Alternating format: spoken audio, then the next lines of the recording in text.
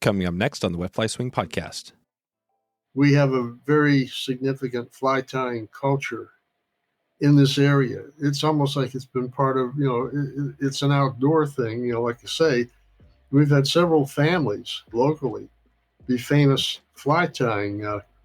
Stan Yamamura and his family supplied flies. This is before the days of House of Harrop even.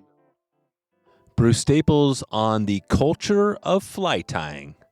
We're traveling to the East Idaho Fly Tying and Fly Fishing Expo today on Travel.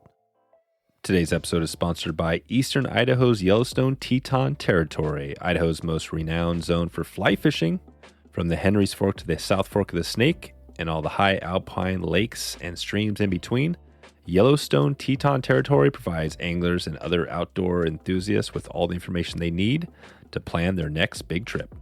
You can visit wetflyswing.com/Teton right now to get the full list of outfitters, lodges, fly shops, and all kinds of inspiration to get you started on your next trip to Eastern Idaho. That's Teton, Teton, wetflyswing.com/Teton. Welcome to Travel, where it's all about the journey we are all on in fly fishing and in life.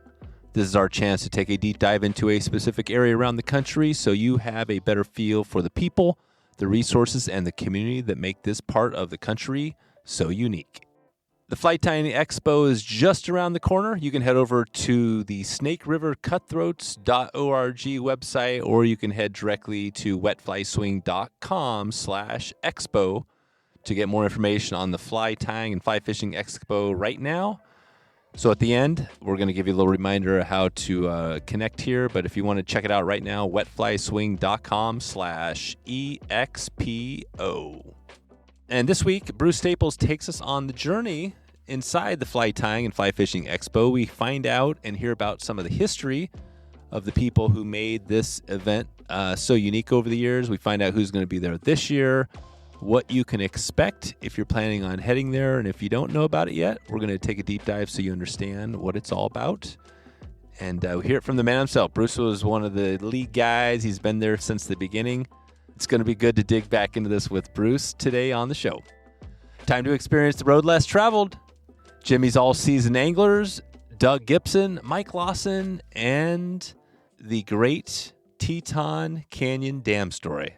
This is a very interesting one, the Teton Dam. Here we go. Bruce Staples, right now. Let's do it.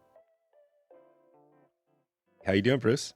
Well, pretty good for cold weather. Yeah? You guys getting hit pretty good up there? Yeah, we've had some terrifically cold weather. It kind of reminds us of back in the 1980s and all, but a lot of snow. Of course, we'll be fishing in it come springtime. Uh-huh. So you're getting quite a bit of snow. What's cold up there for you right now? Well, the coldest we've had was about a week or two ago. It was 30 below in town. Oh, wow. Yeah, wow is right. You don't want to go outside and, put some kibosh on fishing. And so what you do is you build a nice fire and sit there and tie flies, or you do some writing, that kind of stuff.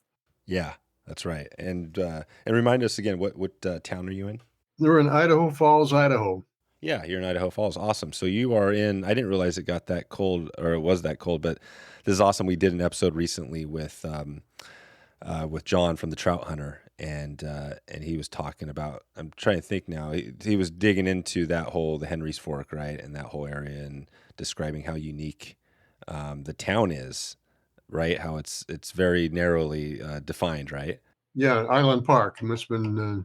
Yeah, that's Island Park, right? Yeah. Yeah, exactly. Yeah, I guess that's the thing. So you're in Idaho Falls. Which is this is south of Island Park by about 75, 80 miles. Oh, okay. Yeah. I got to get my geography right on here. So good. So you're down south. Well, relatively. Yeah. So basically we had you on, like I said, back in episode 269. It was over a year ago. We talked about the Yellowstone. You broke that down. We'll have a link in the show notes to that. But today we're going to dig into the Eastern Idaho Fly Tying and Fly Fishing Expo that you're kind of in charge of helping get rolling here again. So give us an update, I guess. Let's start there. So end of 2021, kind of this last year or so, what's been new? Give us an update.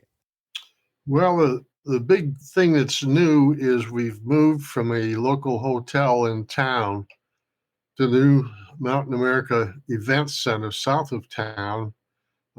This brand new facility in all ways, electronic, construction, everything. We've moved down there um, to do the show, and mainly what's happening is yeah, it's costing us a little bit more, but their staff down there will do a lot of the things that have been rather stressful for us, moving things around and everything. They have a well-trained staff down there, and they have the facilities and equipment and everything to put on the show. And so we just decided, heck, let's move down there. It's just a better, newer facility. And there's a few hotels around. The one disadvantage, of course, is not a connected hotel, so guests can't walk from their hotel room, over to the show or to a restaurant, something. They're, half a mile away are the closest ones, but that shouldn't matter all that much. But we're seeing terrific interest in the area in this show. Mm-hmm. And remind us again, where was the previous show? So it's been a couple years, right, since COVID kind of knocked you guys off. This is the first time you're back? Yeah, the last expo was 2019, and just because of local, I'll say politics and things, hey, no get-togethers greater than 100 people, things like that. We'd say we'd better cancel, and that went on for 3 years. Well, as you well know, COVID wasn't a 1-year thing. That we still have, I'll call it a dirty burning tail end, but it's still around, but not with the intensity that used to be. And so we just decided, hey, let's go ahead and put it on. And we get support from the community to do it. So here we are. Yeah. So we're going, and this is not a new event. I mean, this is this is the 27th year now? Yeah. The first one we did was in 1994. It was in a local hotel. It was a one-day show with an evening banquet, and maybe a couple dozen fly tyers and a few local commercial vendors and a workshop or two. And just over the years, the interest in the show increased so much into what it is today. And you can see details, like I say, on our website, www.srcexpo.com, which we are still developing, by the way. You're not done until you're right to the event. So it's a developing website and everything, but we have enough particulars on the website that you can see that, hey, this is quite the show with respect to what it offers the public. Yeah, let's dig into that, because I mean, I know these fly tying and shows. I mean, there's a number of them around the country, from like Ferimsky's big fly fishing show. You've got the Texas show and some of these things, and you got a lot of these different like fly tying expos as well. And so let's talk about that. So somebody who's listening who isn't familiar with this, what could they expect out of this event? Well, yeah, for the public, and of course we have free public admission. We don't charge admission. Oh, cool. Yep. And it's important because here we are. We have right out there, the event center calls itself the Hero Arena, which is the main floor. Which, by the way, when they wrap up what we're doing, they'll refix everything on there, and we have a minor league hockey team that plays in there. Yeah, but that's right. They just who's that? What's the team? What's the name of the minor league team? It's called the Spud Kings. Oh, the Spud Kings. There you go. Yeah, what it would be coming from Idaho, Yeah, Spud Kings hockey. Kings. I love that. But anyways, what we offer the public is, okay, you got the free entrance, free admission, and both days, the Friday and the Saturday, March 24th and 25th. The show opens at 8:30 in the morning, and the fly tying demos are central, to the public on the Hero Arena. And around the edges, we have commercial vendors. As a matter of fact, we have close to 50 vendors right as it stands right now. And this is all, essentially the show that's open to the public, free of charge. They can go around and talk to the vendors, talk to the tyers. We have places where they can do daytime raffles, and we have merchandise for sale and everything. And rather than charge them for coming in, hey, spend your money when you get inside. Right, that's great. So basically, it's free, and you can jump in and there's going to be is this a situation where there will be just a bunch of great fly tyers and people can go around and just watch these There'll be amazing as tyers? many as 45 fly tyers, in operation. Time flies out there on the floor at a time. What's going on is on Friday there will be three-hour tying demo sessions starting at 8:30 in the morning and at 6:30 at night. Mm-hmm. And on Saturday there will be 2 sessions starting at 8:30 and ending at 5 in the evening. And there's icon tyers coming in there, local people from, actually we have people from around the country, places like Florida and Minnesota, and then the West Coast and everything. But you got to figure the reason for the interest in local fly tying and fly fishing opportunities. Idaho Falls is the southwest hub of the greater Yellowstone area. Southwest hub. That means waters like the Henry's Fork. You talked to, you said, I think it was Jon Stiehl was who at Trout Hunters. Yeah. And you've got the South Fork reach of the Snake River. You got the Teton River. Silver Creek's 120 miles away. Henry's Lake, Madison River. And then you've got waters in Yellowstone Park. Mm-hmm. And in the southwest corner of the park is probably, if you're interested in not just plain fishing and fly fishing, but if you're interested in solitude and scenery and everything, the southwest corner of Yellowstone Park is phenomenal for all of that. And so Idaho Falls is a hub, the Idaho Falls Municipal Airport. You walk into the airport, say, and watch people coming in, people deplaning, say from May into maybe 1st of October, see how many people are carrying gear bags and rod cases. Right. Yeah, they're coming here to enjoy, the fishing, but then they patronize, the restaurants, the hotels, specialty shops, et cetera, it goes on and on. Yeah. Yeah, that's right. Idaho Falls is definitely one of the hot spots, right? I mean, yeah, it's like, on the north side, you've got Bozeman, and then, right. so on like that, when we're the southwest corner, whereas they're on the north side of the greater Yellowstone area. That's right. This is just kind of an interesting question. I don't know Idaho Falls quite as well, but you look at, Boise is the other big, it seems like, Boise, Idaho Falls, and Idaho. How are those two cities different?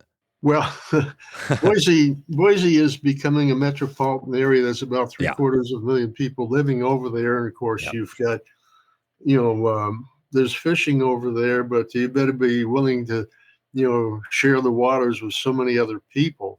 Yeah. And they don't have the quality that we have here. I mean, look, here's Yellowstone Park sitting 75 miles away, terrific fishing. Then you've got the Silver Creeks and the places in Montana and southeast Idaho itself. And Boise, it's a little different over there. You have more reservoirs, of course. You have some rivers and everything, but they're not the same quality as what we have here. You can match the Henry's Fork up against any water around. Yeah, that's right. That's right. We'll put a link out to that episode with Jon and the Trout Hunter. He really went deep into the hatches and gave us the perspective on why the Henry's Fork is such a destination. And it probably is, this as well as anybody, is the hatches, right? It's hard to find a spring creek. It's the hatches, and it's just the quality of the area. Island Park it's a beautiful place. True, it's being loved to death now with the number of people up there and everything. Mm-hmm. But the natural beauty of fishing, say a place like Harriman, the Harriman State Park reach, it's almost distracting. It's like you want to stop and enjoy. Off in the distance to the southeast, here's the Grand Teton Range sticking up. Right. You go north, and here's the Centennial Range, Continental Divide, that sort of thing.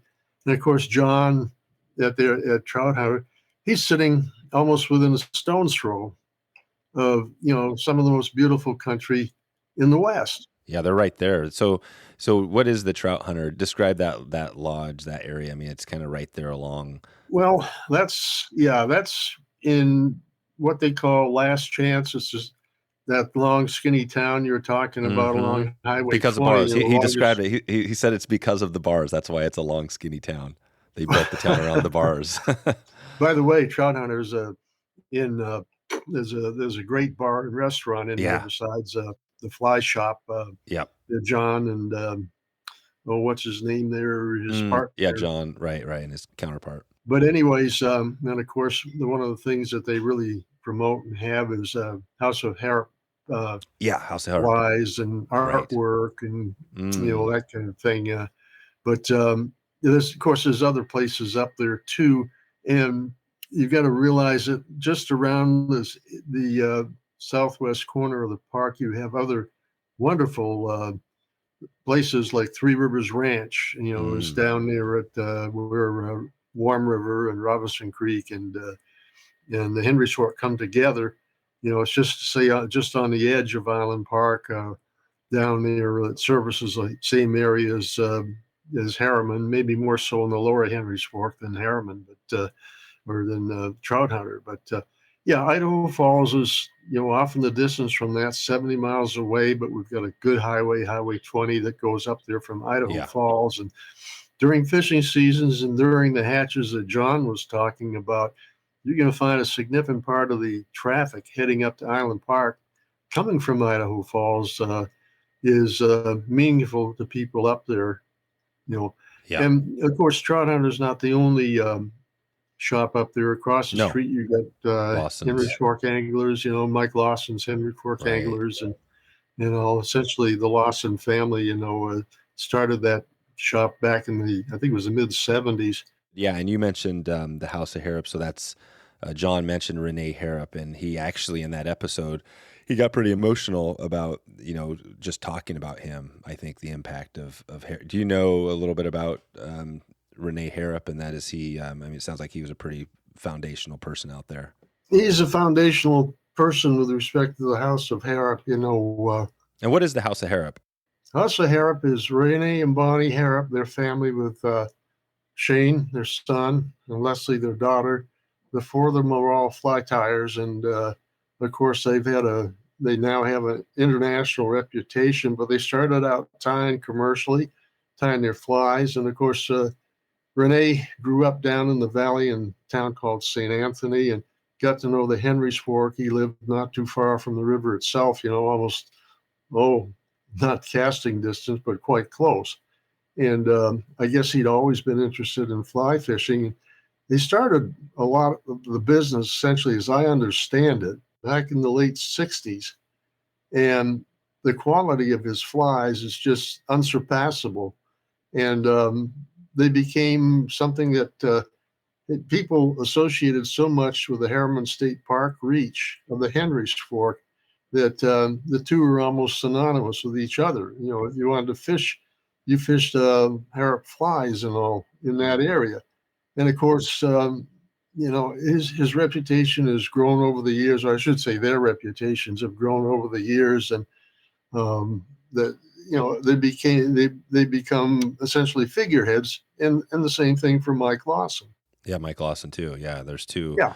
And we'll put a link out to Mike Lawson's episode we had where he talked about one of the big hatches out there. And so here's the big question that I have on with Harrop. So is Renee going to be at the expo?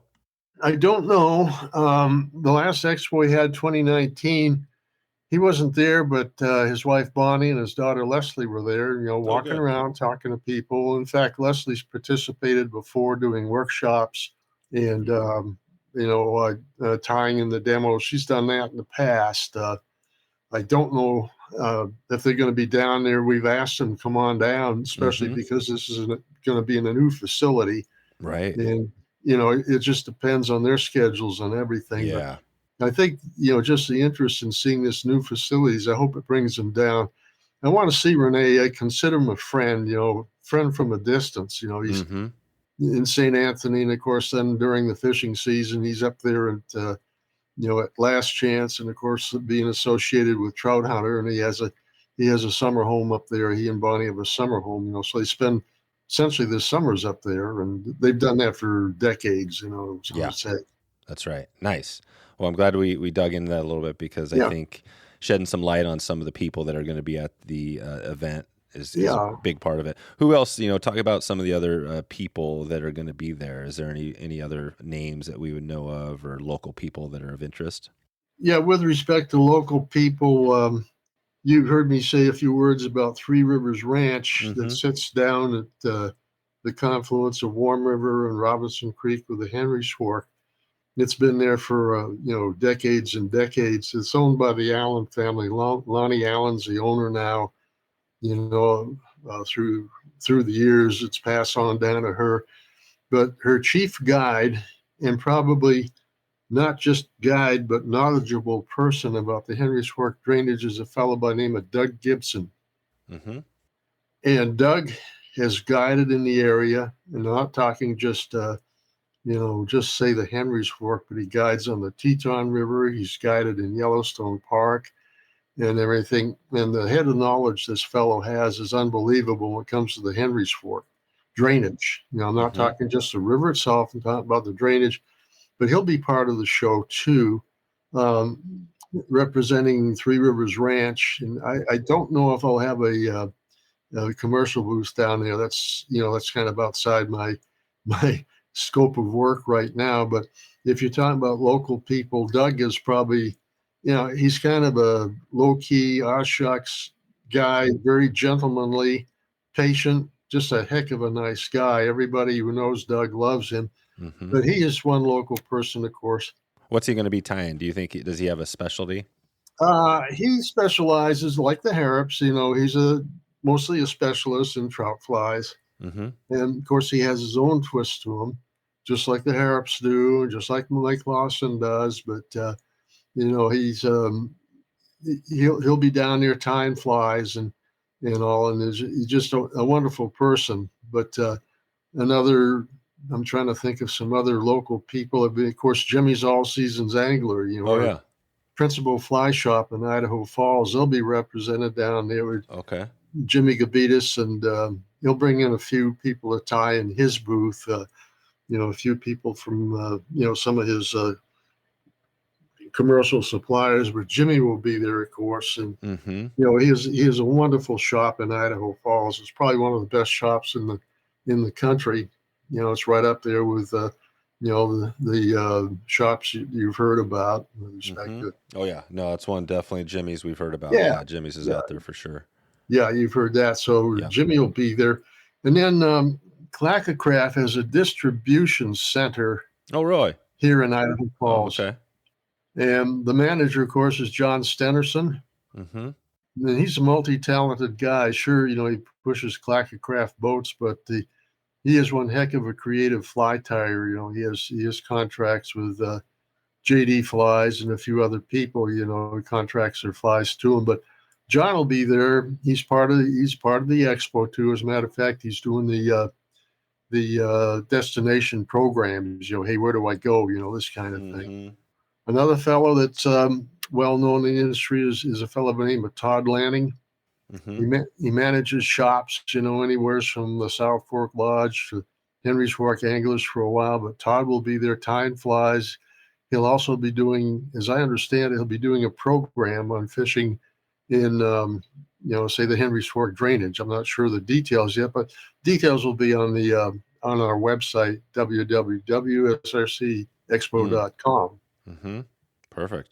But just to name a few of these people. Yeah, no, that's amazing. I think all those people and names that's exciting. I mean, I would love to say that's a cool thing about the expos. I'm not quite sure. I haven't been to this one. That's why we have you here chatting about it. But I think in past expos I've been to, it's fun because you just walk around and you'll find somebody and you'll sit down and just watch them tie flies. And it could be, from Renee Harrop to Jimmy's right? It could be some of these people, and everybody has their own style. Is that kind of how it is? People just walk around and you get a look at all these great tyers? Yeah, you can walk around and watch these guys. Now, I've just targeted the local guys. Any people from I don't know. I think maybe Jon Stiehl may be there, or maybe his partner Rich Paney. I'm not sure. We'll just have to see. But I'm talking local guys. If you want to talk about people coming in, we can talk about some. Yeah, give us a rundown to outside, because we are focusing kind of on eastern Idaho here, and that's where the event is. But yeah, talk about some of the maybe other names we'd know of that are coming from outside of east of Idaho. Sure, there's when you talk fly tying icon people, for example, Stephen Fernandez. You've heard that name before? Actually, I haven't. Stephen Fernandez. No, I don't. I mean, I probably heard it, but I'm not sure who. Yeah, tell me about him. He's out of the Los Angeles area, Mm-hmm. and he is probably, in a technical sense, one of the top fly tyers in this country, if not the entire world. Oh wow. I mean, Okay. everything he produces is absolutely perfect, and all. But he comes to the expo. He does a workshop on his techniques, which vary anywhere from trout flies to streamers to patterns for say all sorts of insects and all. Oh yeah, I know Steve. I'm just thinking Yeah, about it now. Steven. Yeah, I've seen him at some of the other expos. Yeah, he's been at yeah. some of the other ones. Yeah, he makes beautiful flies. Oh yeah, he goes to the other expos. Right. Another person that you've probably heard of is Marvin Nolte. Nolte, yeah, I have. He's out of Bar None, Wyoming. It sounds like a cowboy town or something like that, but Yep. his Atlantic salmon flies are superb. Gotcha. And So are these people going to be, do you have a segment here where it's like a special segment for some of these tyers where they're doing sessions? we have fly tying theaters, Yeah. if these people want to get involved in them. Of course, Yep. another one is Bob Jacklin. I know we've heard that name before. I Bob talked to Bob will be there. Yeah, we talked to Bob on last week, so that's awesome. Yeah, he's essentially a local, being West Yellowstone, but you're talking about, the other people. Another person that has a wonderful reputation for conservation as well as fly tying is Jay Buckner out of Jackson Hole. Mm-hmm. You've heard that name before. Oh yeah. Our auctioneer is going to be Will Godfrey. Mm-hmm. And everybody in the fly tying field that wants to have an auction knows who Will Godfrey is. That's for sure. Yeah. He's probably the best oral auctioneer. This is the guy. So he's doing the. How do you do it? You're talking about doing the auctioneer. What's that called when they do the fast talk? Okay, like I said, what I mentioned during the days, our fly tying demos and the vendor show and the workshops, everything go on. But then we wanted to show up Saturday evening with our auction and banquet. And of course, Will is featured there when at pretty much the end of the banquet, we have our live auction, and he's the one that essentially runs it. And he does it all over the country. Everybody calls on Will Godfrey to be the auctioneer just because he knows the industry so well. Oh right. So he goes around and he's the. I'm not sure. I wish I could find a clip of him. That'd be pretty funny to watch. Oh yeah, doing his work. Being an auctioneer, that'd be terrific. Yeah, that's awesome. We have coming from Colorado. We have Al Ritt. He's the latest Music Award winner. Oh, really? Music Award winner. Now, what's going on there?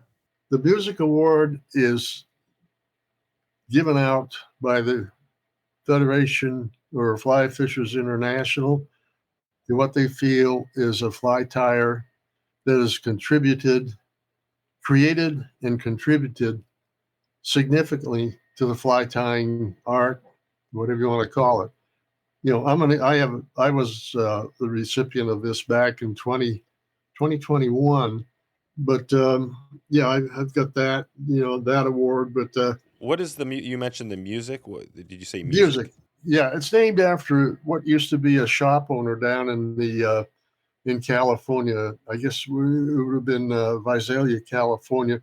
That back right up to the 60s was famous as a national fly tyer and supplier of fly tying materials. Oh, so music is that's actually his last name?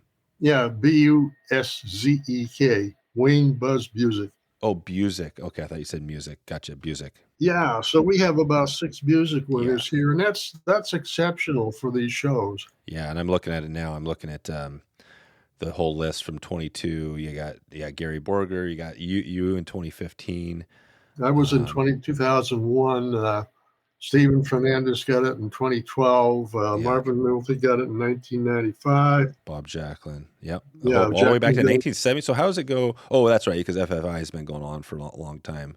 Well, it used to be FFF. Now it's FFI. Yeah, FFI. Yeah, so 1970 was the first one. Do you remember Ed Strickland?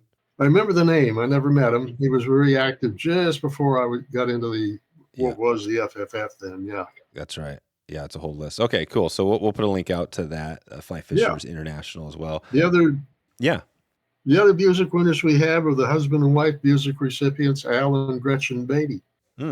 Okay, they'll be there as well. We also have John. Yeah, they're over in Boise. Then we have John Vanderhoof coming from Long Beach, California. He's another Busick winner. Mm-hmm. And, Yeah. this is pretty unusual for I'll say it's not, well, compared to some of the shows where they are in metropolitan areas, our backcountry show, I say backcountry show because we have, in this part of the greater Yellowstone area, maybe a couple 100,000 people at the most. Whereas, you go up to the Northwest Fly Tyers show and there's about 2 million people. You go back to Jersey and you got half the people in the world, et cetera, et cetera. Yeah. But the thing that draws people here is we've got the water. Yeah, you got the water. We've got the places to fish. It's interesting. Do you feel like it seems like and this I think is changing, but when you look at the West in the states, Montana always sticks out, Colorado sticks out, Wyoming, to a lesser extent, but you got all these states surrounding Idaho, and it just seems like Idaho has been under the radar, like as far as, but it seems like that's changing because you've got, obviously the Henry's Fork is right there, but what's your take on that? Does it feel like you've been under the radar? Well, the reason, when you think of fly fish in the West right away, Montana is the place that comes to mind first of all. And that goes back to the days of Dan Bailey. Dan Bailey did so much to promote, back in the late 1930s, he did so much to promote the area back east. He originated in, I think it was Brooklyn, New York, or somewhere in New York City, came out and fell in love with the country and was established in Livingston, but he had a whole network of people. I think the story was he was driving out, his car broke down. Did you ever hear that story? In Livingston? I hadn't heard that, but I wouldn't be surprised. But anyways, yeah, on top of it, he was a fly fisher. And of course, comparing the fly fishing back there, which is not all that bad in places, but compare it to what we have in the greater Yellowstone area, there's really no comparison. Yeah. And he established in Livingston, and right away he started promoting the area as any good businessman would do. Yep. Then on top of him, you had the people like Bud Lilly. Yeah. And it goes on to the Craig Matthews and the Bob Jacklins of this world, people like that. And Idaho kind of lagged a little bit behind. We didn't have a Dan Bailey personality. But now, just because people have become aware of the water that we have down here in the southwest portion of the greater Yellowstone area, we're playing catch up. Yeah. And the same thing is happening to a certain extent in Jackson Hole, where, their fishing goes way back to the days of Bob Carmichael, back about the same time as Bailey came out. Carmichael's been here that long. But, you didn't have the infrastructure back in Idaho in those days, and even in Wyoming. Whereas in Montana, you had, the railroad was promoting things. And, right. Yeah, you just didn't have the infrastructure and going into the quality areas and all. Idaho, it's like people, sure, they knew about the Henry's Fork and Island Park, for a long time, but some of these other places like the Teton River and the South Fork reach of the Snake River, there weren't good roads going to them, or railroads, Yeah, that's it. So it's definitely on the map now, obviously. I mean, it's... Oh, yeah.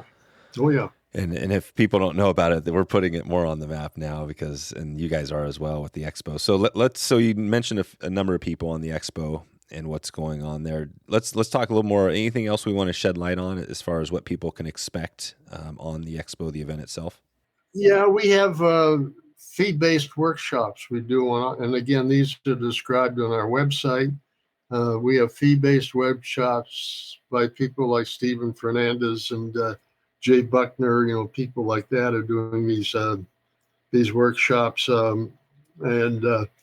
especially fly tying workshops or entomology. We have some casting workshops where people like Bob Jacklin will be doing casting. Of course, Bob will be out there tying flies too. He's got a heck of a reputation for creativity. But the fee-based workshops are something that's specialty oriented. We also have destination programs that Jon Stiehl is organizing for us too. And they'll be there during the daytime in the event center. They won't be on the main floor. They'll be in one of the extension areas. So the destination programs are like, hey, where do I go fish? Or if I'm up here at a certain time of year, where do I fish? What can I expect for services? How do I get away from the crowds? This kind of thing, which fortunately, we have a lot of waters around here that are off the beaten path that are quality. I did a book back in 2017 called Fly Fishing the Greater Yellowstone Backcountry. It was put out by Stackpole Books. And we have programs that are kind of like what's in the contents of that book, place, hey, you want to get away from the crowd? Try this place, try that place. This time of year, do this, do that, and everything. So some of the destination programs will be oriented in that manner.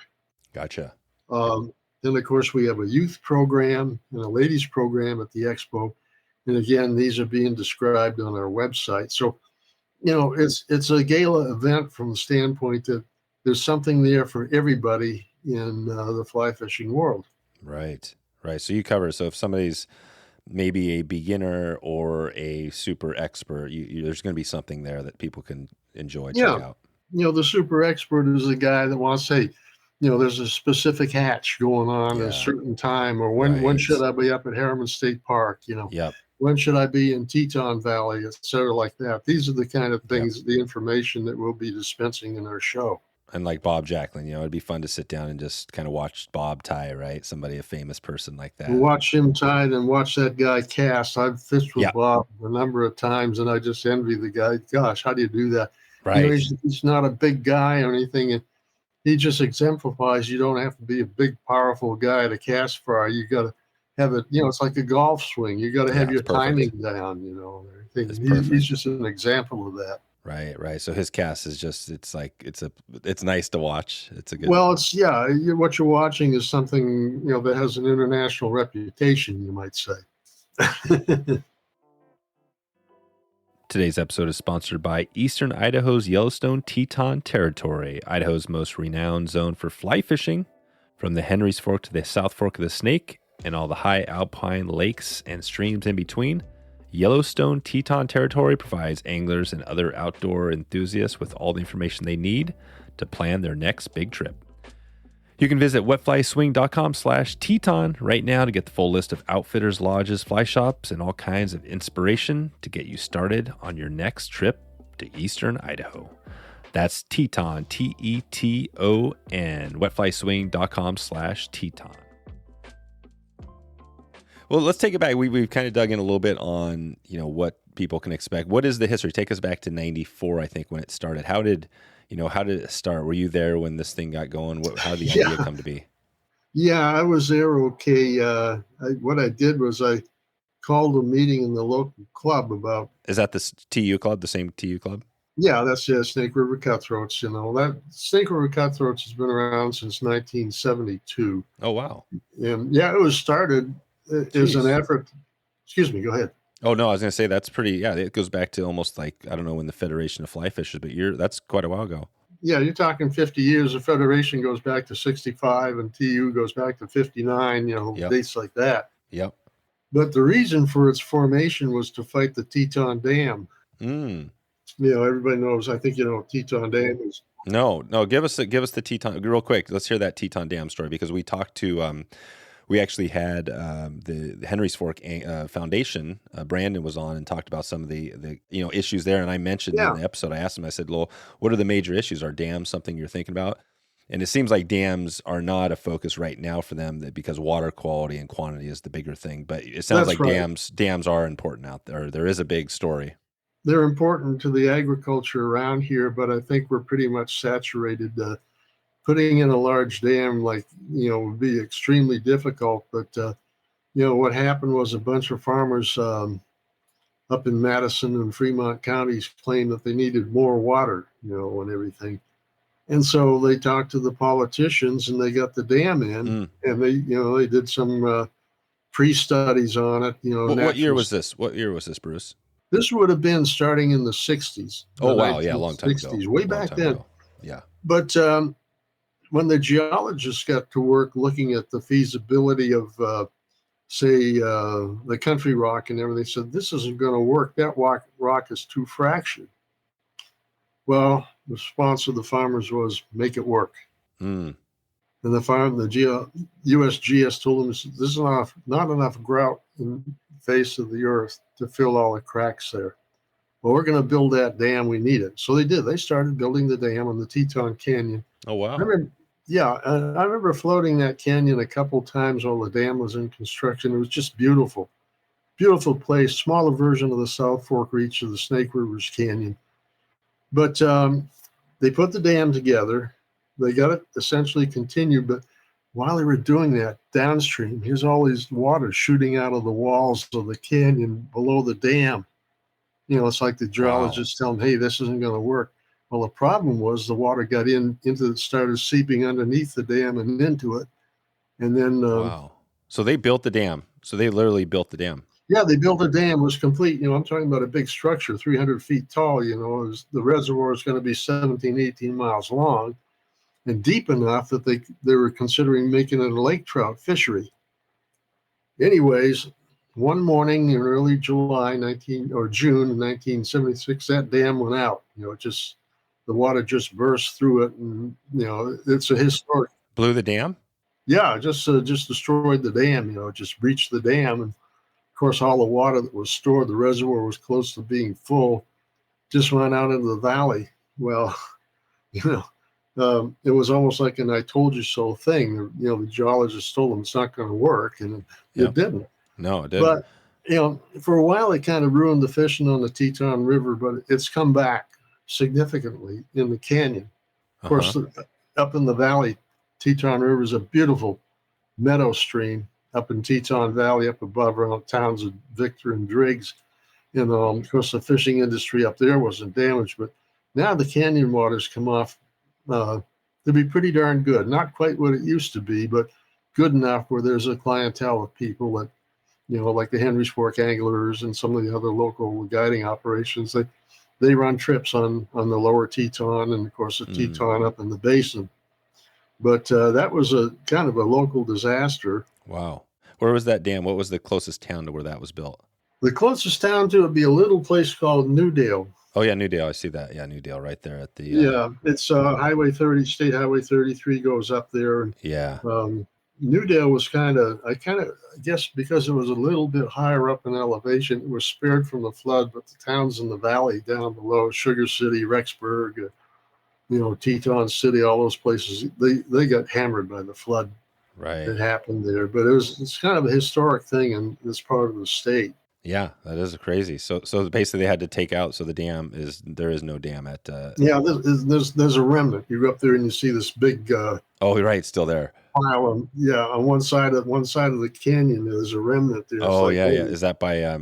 that's over where like 4th Street crosses, it looks like. I see it. Yeah, but wow. It's kind of all in the past now. Of course, floating through the canyon, one of the experts on fishing that river, of course, is Doug Gibson, the fellow I mentioned, at Three Rivers Ranch. Oh, right.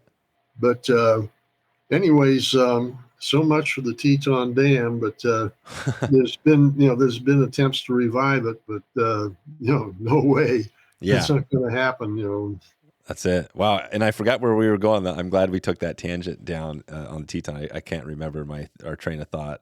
We were wrapping up pretty much with the expo, what was going on in the daytime activities. And of course, the big nighttime event will be the banquet. Oh, the banquet. Is that on Saturday night? Yeah, Saturday night. And of course, it'll feature our live auction. We have also a silent auction of quality items. The live auction figures, it features things like trips, artwork. I'm trying to think of other things, high quality fishing, fly fishing equipment. Yeah. So basically anybody that goes to, is this something where if you attend, you can attend the banquet too as well? Yeah, you have to buy banquet tickets, of course, to get in and something. We're pretty much limited to a little over 300. Whereas in the past at the Shiloh, when we were down at the Shiloh, and we had as many as just under 400, but we're pretty limited now. So there's going to be a rush on getting tickets. A lot of people come just to watch Will Godfrey in action. Right. Well, this episode is going to go live probably right before the event. Where would somebody go if they want to get a banquet ticket? Right now, they are for sale down at Jimmy's All Seasons Angler. And how long do you think they're going to be? Right now, we're just so folks know it's mid-February, but this is going to happen in March 24th. Well, I will I'm willing to bet that we sell out, and it'll happen maybe a week or so before Oh, before. the event itself. Yeah, because already we've sold maybe a third of what's available, and they've only been available since last Saturday. Okay, good. I'm just thinking, I think what we'll do then, I'm just thinking, talking my future self, because we're going to schedule this out. So we'll try to get this out here mid-March so people will still have time when they're listening now to actually get a banquet. That'd be good, about mid-March or something like that. But by then, I suspect that we will probably have, well, I'm guessing, but maybe 2/3 of the banquet tickets sold. Yeah. Or something. Yeah, good. Good. So there'll still be some time. All right. So Yeah. so the banquet, and we talked about everything else going on here. Well, I guess we were on the history a little bit on when you talked about the dam. So take us back. So 94. That was the first one. Yeah. Where did that idea come? Like, so you're sitting there in 92 or 90 or whatever. Where did the idea pop out? Well, the idea popped out just because of the quality of the water we have around here. And then we have a very significant fly tying culture in this area. It's almost like it's been part of, it's an outdoor thing, like I say, hey, being part of the greater Yellowstone area, you've got an outdoor culture here, and part of it's fly fishing, and part of fly fishing is fly tying. We've had several families locally be famous for fly tying. Stan Yamamura and his family supplied flies. This is before the days of House of Harrop, even. Marcella Oswald in Idaho Falls, her trout fly is extremely famous. But we had local families, the Roos family, so many families that were into fly fishing around here. And Bing Lemke, of course, he's kind of our patron saint of fly tyers. He passed away in '91, but he had an international reputation for creativity and quality of fly fishing. Of course, a lot of what he targeted was the last chance area up at Harriman State Park. All the water in the park and the water around the park, and he became very famous for that. But we've had people like these folks that have been famous and passed on their skills and everything to other people. And I could see this growing from the standpoint of, hey, there's not a lot of people around here, but look at the quality of what we have. So let's capture. Yeah, there were a bunch of people in the club and decided, let's give it a try the expo, and it's grown ever since then. How was that first? Do you remember the first event pretty well? Vaguely. It was in a hotel called the West Bank here in Idaho Falls. Idaho Falls, yeah. And we had a few dozen fly tyers, and we had a banquet that night. And I can remember the hotel told us that if you have 100 people in here, we won't charge you for the banquet. What they did is, if the banquet brought enough people in, and the event brought enough people in, they'd want to host it because it made money for them. Mm-hmm. As I remember the banquet, we had something like 110 people. We just barely made it. Yep. But it grew, the show just grew from there to what it is today over the years, just because of essentially the homegrown culture, fly fishing culture that we have here. Yep. And then the interest from outside the area. Of course, a lot of that interest was because of the waters we got around here, because of the presence of the Henry's Fork, the presence of the Teton River. And the South Fork of the Snake, right? The South Fork of the Snake is it's really the Snake River, but locally it's called the South Fork. South Fork, the Fork is called the North Fork. Yeah, and the Henry's Fork is the North Fork, right? Yeah, exactly. Yeah, the North Fork, exactly. Perfect. And so this is cool. And we dug into a lot on who, what's going to be there. We didn't talk a lot on the vendors. Can you describe just a few of those? Yeah, the vendors, they'll vary anywhere from, essentially things like apparel, shirts, waders, etc., you name it. Artwork, there's going to be some people that are offering artwork. Okay. Of course, with respect to, fly fishing equipment, there'll be vendors of that. But one of the big ones is going to be fly tying equipment. We have several vendors like Poppy coming out of Orofino area. And some of the local vendors, well, of course, say Moonlit Industries down here in Pocatello. Places. Yeah, people like that will be there touting their wares, so to say. That's right. With respect to fly tying. And a lot of the fly tying material is, it's homespun stuff. As a matter of fact, another vendor called out of Sholo, Arizona. What's his name? John Romer will be here. He's the Arizona semi-seal and diamond braid guy. He'll be here, and just like I say, local. A lot of the local people. Besides the vendors itself, I think there'll be conservation-oriented organizations will be represented. I don't want to say any names because it could be wrong, but they'll be specified on our website. Like I say, I keep on reporting. Yeah. So the website. Yeah, srcexpo.com. Yeah. So by the time this goes live, you probably will have an updated vendor list people can take a look at. Exactly. Yeah. But right now we have, I think it's just under 50 vendors. I think we're pretty much full considering what we have available at the center. That's right. And who's behind the scenes of you? Obviously, you're behind the scenes. Who else is there helping to? What's this like setting up an event like this? Does it take the whole team? It's time consuming. And I'm lucky with a Sorama I've got. I can sit down on my computer and I can organize the fly tying demos. I have a fellow helping me by the name of Hal Gordon, which is very much experienced. Hal. He does he was doing the one out in Oregon. The Albany show, yeah. Yeah, he's moved to St. Anthony, Idaho. He's come back to his roots. No kidding. Oh, he's back there. He's no longer in the Oregon area. He's in St. Anthony, Idaho. Right now he's out there shoveling snow, I'm sure. But he's working with me on the fly tying demos. John Stenison, like I say, is doing the destination programs. The workshop chair is a fellow by the name of Jeff Armstrong. And our boss is a fellow by the name of Scott Long. And Rory Cullen works with them. These are all local guys that are, putting their time into making this expo work. And they have been involved for decades. Dave Pace, who apparently didn't make it with us today. Yeah. He's essentially our engineer. He works with AutoCAD, to design the floor layout and make sure that it agrees with what the event center has available. Oh yeah. It just goes on and on. Gotcha. Well, give us a shout out to Dave since he didn't make this one here.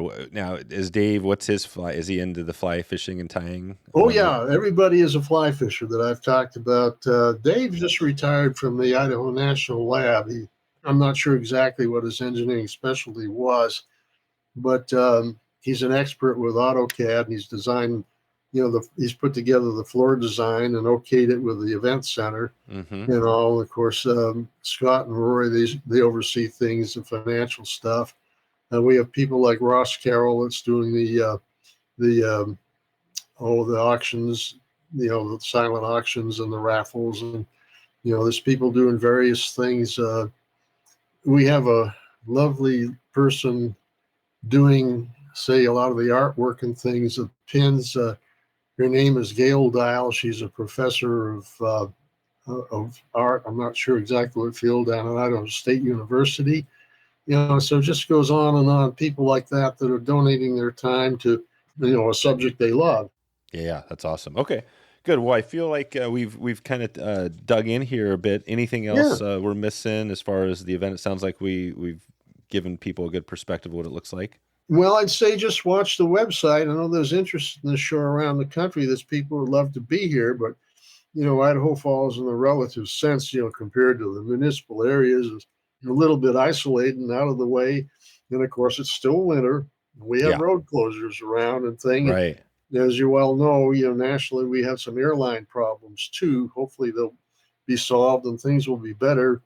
The show is taking place right after the, I guess it's the vernal equinox, something around the 20th of March. We're just hoping that things improve here because it's been a cold winter. Right. So it's been a cold one so far and lots of snow. Yeah. But the big thing is if anybody out there is interested, watch our website. It's still a work in progress. It has to be for any event like this. People are deciding, I'm going to come. I want to be a vendor. I want to do this. I have fly tyers. I've decided, I can fit it into my schedule. And of course, there'll be cancellations too. But unfortunately, Wayne Llewellyn, one of our better fly tyers on the face of the earth, isn't making it. He's got a few medical issues that have involved, and they're solvable, but he's to the point where he's got to tend to them, things like that. But Yeah, just watch that website, and like I say, it'll develop as we go on. As Mm-hmm. we approach the show. How are you getting people, out there, finding people to attend the event? What's your, I mean, other than doing this, you got to getting this out on the podcast. What else are you guys doing? Well, we're also putting not only on our website, srcexpo.com, we're also putting the activities on Instagram and Facebook. Mm-hmm. And, things, electronics have pretty much taken over from the hard copy and thing. We do put posters around the country, but so many people are watching what's going on, on the World Wide Web, so to say, that, things have changed. And so we've got to promote this thing electronically as well as by hard copy. And it's like electronically is taken over. You go, man, here we are. What are we doing right now? Yeah. Same This thing. is it. Yeah. This is exactly this is an example.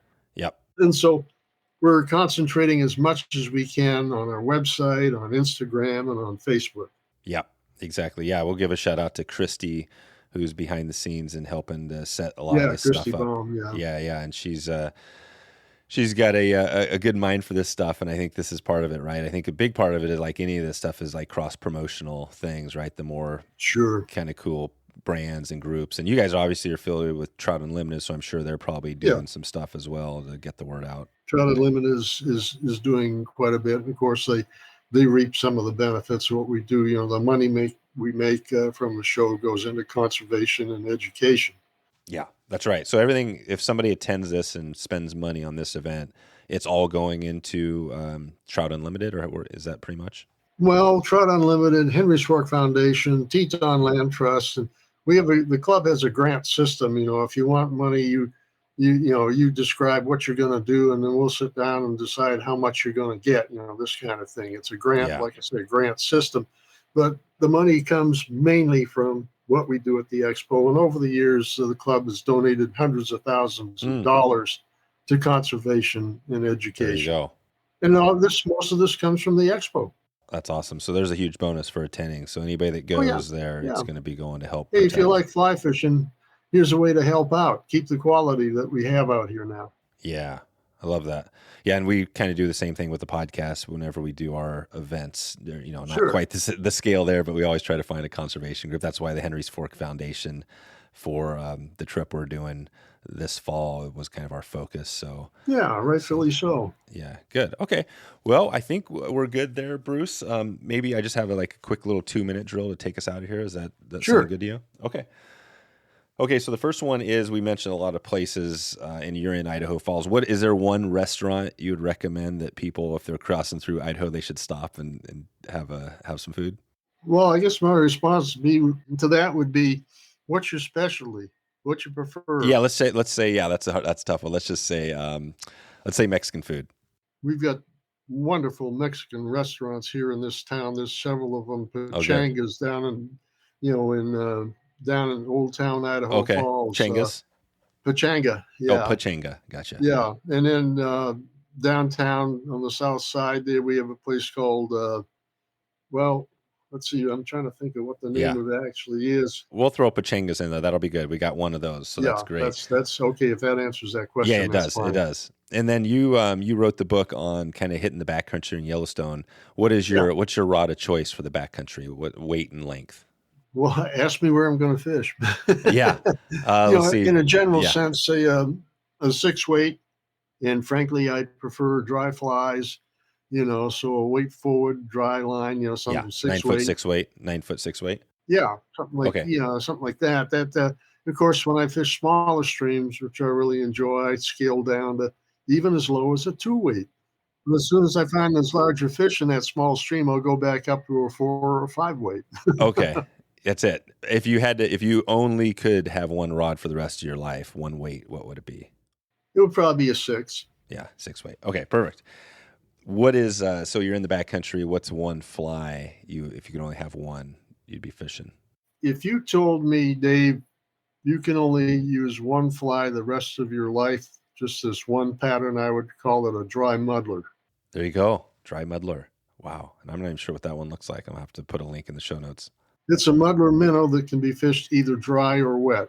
Dry it imitates like a stonefly or a Uh-huh. grasshopper. Wet it can imitate a lot of different things. Oh, perfect. So essentially, it's just a muddler with greased up or something like that, or yeah. If you want it on the surface, just go ahead and dress it so it floats, and it'll float real well because of the deer hair, and the construction of the fly. Okay, perfect. And we'll take it out here with one tip. So if somebody is in the backcountry fishing and they want to find some of those fish, well, what do you tell somebody if it's their first time out in the backcountry of Yellowstone? Watch what's going on in the water. Observe. Go ahead and walk the stream and observe and look where the fish are going to be. It's almost like living in a house. The living room is this, the dining room is that, these kind of things. They stay under cover until it's time to feed. Then they go out into the areas where the food is available. Watch what happens first. It just increases your chances of success, but watch the water. And I bet you Jon Stiehl will tell you the same thing. He did. Yeah, exactly. The Trout Hunter. I love the Trout Hunter because you a lot of people have heard of them, but that's the whole idea is like, right? We're hunting trout. We're looking for heads. We're looking for fish. Yeah. It's not just jump up to that hole that you caught a fish on yesterday and throw your cast. It's more like actually hunt the fish you want. Good. Yeah. All right, Bruce. Well, we'll send everybody out to srcexpo.com to find out more on this event, and this will be going live, a couple weeks before. So hopefully we'll send a few more people your way. And if it works out for me, I'd love to get up there as well. So we'll hope to see you there in Idaho. Oh, I'll be there. I won't be tying flies. I'll be putting out brush fires and, rekindling friendships and giving advice, that sort of thing. That's right. You have to make the show a success. What tell us that? What would you be tying if you were tying at the event? What would be the fly? What would be the first? I would probably be tying, just because of what's in the area. I'd be tying trout flies. We mentioned that dry muddler, some of the specialty mayflies I do, some of the specialty streamers. I wouldn't do Atlantic salmon flies because that'd probably put a lot of people to sleep. Right. Yeah. Yeah, that's right. Awesome, Bruce. Well, thanks for the time and appreciate you shedding light on everything you have going at the event. Okay, Dave. I hope I've done a good job for you. Bruce Staples on Travel, part of the Wet Fly Swing podcast and Swing Outdoors. This podcast was supported by Eastern Idaho's Yellowstone Teton territory. You can support this podcast and Eastern Idaho by heading over to wetflyswing.com/Teton. That's Teton. And if you get a chance to support any of the companies at that website, you will be supporting this podcast at the same time. Don't forget to check out the expo right now, wetflyswing.com/expo, to find out more information on everything we talked about today. And you can connect with me anytime, Dave at wetflyswing.com. If you got a show topic idea or just want to connect or we haven't said hi in a while, let's do it. I am going to roll on out of here. The road less traveled for me. I gotta figure out that journey. I've got a road ahead of me. I'm going to be traveling right now, but I think I'm going to be getting on it with the family. We are definitely going to be making a swing multiple times throughout this part of the country. We were just there. It's been a couple of years, so it's going to be exciting to get back through here and travel our way into Idaho, into Eastern Idaho, and connect with some of the people that we've been connecting with over the last couple months here. So I'm excited to keep sharing this journey with you. Hope you have a chance to connect. And if I don't talk to you before then, have a great trip on your next adventure, the road less traveled.